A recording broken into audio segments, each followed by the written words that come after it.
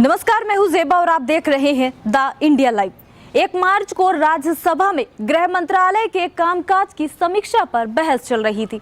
जब रामजीलाल सुमन ने इस बहस में हिस्सा लिया तो उन्होंने कुछ ऐसा बयान दे दिया कि जिससे एक बड़ा विवाद यूपी की राजनीति में शुरू हो चुका है। आपको बता दें, उन्होंने अपने बयान में कहा कि राणा सांगा ने इब्राहिम लोदी को हराने के लिए मुगल सम्राट बाबर को भारत में आमंत्रित किया। उन्होंने आगे ये भी कहा कि ये तो बीजेपी के लोगों का तकिया कलाम हो गया है कि मुसलमानों में बाबर का डीएनए है, लेकिन हिंदुस्तान का मुसलमान तो बाबर को अपना आदर्श मानता नहीं है। वो तो मोहम्मद साहब को अपना आदर्श मानते हैं, सूफी संतों की परंपरा को अपना आदर्श मानते हैं। आपको बता दें, कुछ इस तरह की टिप्पणी उन्होंने इस बयानों में कही और इस बयान के बाद लगातार विवाद सा छिड़ गया है। हर तरफ आलोचनाएं हो रही हैं उनकी बयान की। आपको बता दें, इससे आगे उन्होंने सवाल उठाए कि बाबर को भारत में कौन लाया था और ये भी कहा कि इब्राहिम लोदी को हराने के लिए राणा सांगा ने बाबर को भारत बुलाया था। तो मुसलमान तो बाबर की औलाद है और तुम गद्दार राणा सांगा की औलाद हो, ये हिंदुस्तान में तय हो जाना चाहिए।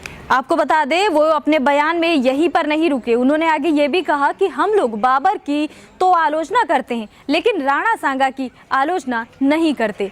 और बस फिर क्या था, इस बयान के बाद से ही विवाद बढ़ने लगा।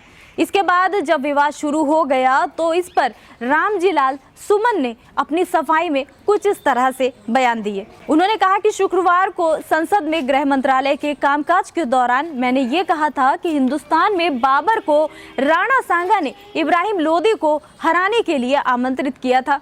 मेरा मकसद किसी के भी धार्मिक भावनाओं को ठेस पहुंचाना बिल्कुल नहीं था। जी हाँ, उन्होंने अपने इस बयान पर जब देखा कि आलोचनाएं बढ़ती जा रही हैं तो फिर सफाई में कुछ इस तरह की बातें लोगों के सामने रखी हैं। उन्होंने ये भी कहा कि मेरा बयान ना तो किसी जाति के खिलाफ था, ना ही किसी वर्ग के खिलाफ था और ना ही किसी धर्म के खिलाफ था। हालांकि वो अभी भी अपने इस बयान पर अड़े हुए हैं। जी हाँ, इस सफाई के साथ साथ उन्होंने जाहिर तौर पर ये बात सामने रखी है कि उन्होंने जो बयान दिया वो बिल्कुल सही था और उनका ये कहना है कि अपने इस जीवन में तो वो माफ़ी कतई नहीं मांगेंगे। जी आपको बता दें, उन्होंने माफ़ी वाली बात पर बिल्कुल मना कर दिया है और ये कहा है कि आलोचनाएं कितनी भी हो, मैंने जो बयान दिए हैं वो बिल्कुल सही हैं। जी हाँ, लगातार विवाद हो रहे हैं, लगातार आलोचनाएं हो रही हैं। अखिलेश यादव पर भी सवाल उठ रहे हैं तो कहीं राजनीति एक सियासत का जो गर्म रूप है वो इख्तियार करती नजर आ रही है, लेकिन माफ़ी मांगने को वो बिल्कुल तैयार यहाँ पर नहीं है। राणा सांगा को लेकर 21 मार्च 2025 दिन शुक्रवार को राज्यसभा में समाजवादी पार्टी के ये सांसद रामजीलाल सुमन ने विवादित बयान जो दिया, बयान के बाद सियासी घमासान मच गया। भाजपा से लेकर करणी सेना तक सपा पर हमलावर थे। आपको बता दें कि ये मामला यही नहीं रुका। राणा सांगा मामले पर अब ओपी राजभर ने भी सपा को घेरा है। अखिलेश को सुनाई है उन्होंने खरी। जी हाँ, उन्होंने अपने बयान मीडिया के सामने कुछ इस तरह से पेश किए हैं। उन्होंने कहा, कांग्रेस या विपक्ष के पास प्रदर्शन के सिवा क्या कोई रास्ता है, क्या कोई काम है उनके पास करने को? जब ये सत्ता में होते हैं तो इन्हें पिछड़े, दलित, अल्पसंख्यक याद आते हैं। जब ये सत्ता में होते हैं तो इन्हें पिछड़े, दलित, अल्पसंख्यक याद आने लगते हैं, रोटी कपड़ा मकान याद आता है। और उन्होंने ये भी कहा कि ये लोग विदेश की हवा खुद खाते फिरते हैं।